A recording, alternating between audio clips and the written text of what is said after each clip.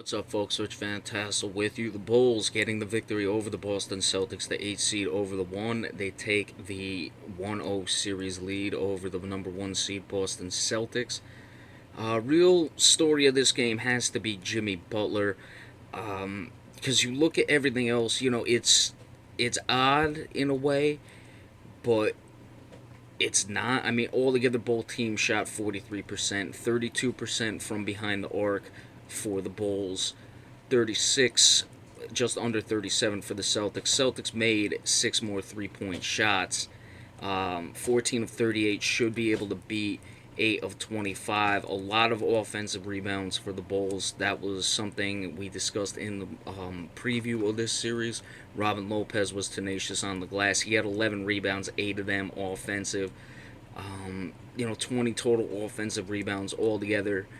53 to 36 in the rebounds. That has to be a big part of the game. Turnovers for the Celtics were a story as well, but they had one less than Chicago did. I think the Celtics were more detrimental when they happened, but really at the end of the day, the Celtics had no answers for Jimmy Butler. Avery Bradley was left on him at times.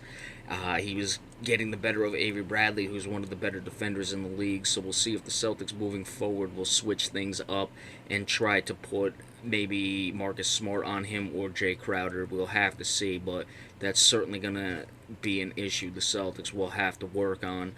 Isaiah Thomas, 33 points, 10 of 18 shooting, so he was effective despite all the things going on in his personal life. Al Horford had a good game.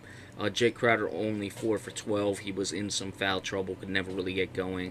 I don't think the fouls were good in this game. The Bulls shot 23 free throws to the Celtics 19, but at the end of the day, the Celtics just didn't have the offense. They took an 88 to 87 lead, I believe it was, and after that they got outscored 19 to 14, and the Celtics had to rally to even get it that close.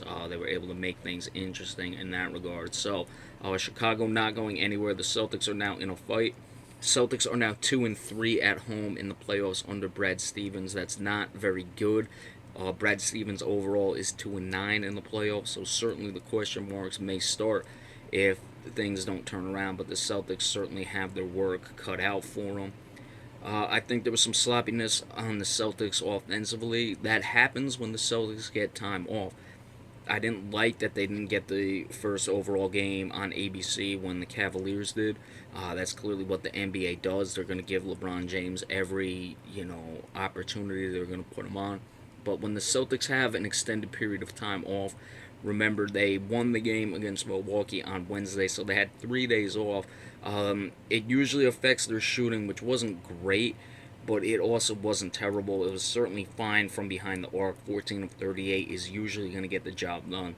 So the Celtics have got to be kicking themselves for missing out on an opportunity when they didn't that they didn't win when they shot 14 of 38 from behind the arc.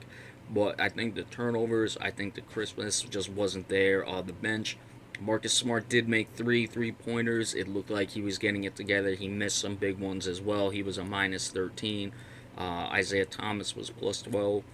Again, it's a big difference when he's on and when he's off the court. So they put Jimmy Butler on him at times, but Isaiah Thomas did the deed today. The Celtics, they had a couple bad plays. They had one that led to 2 points where they stripped the ball. They had a chance. They were only down 5.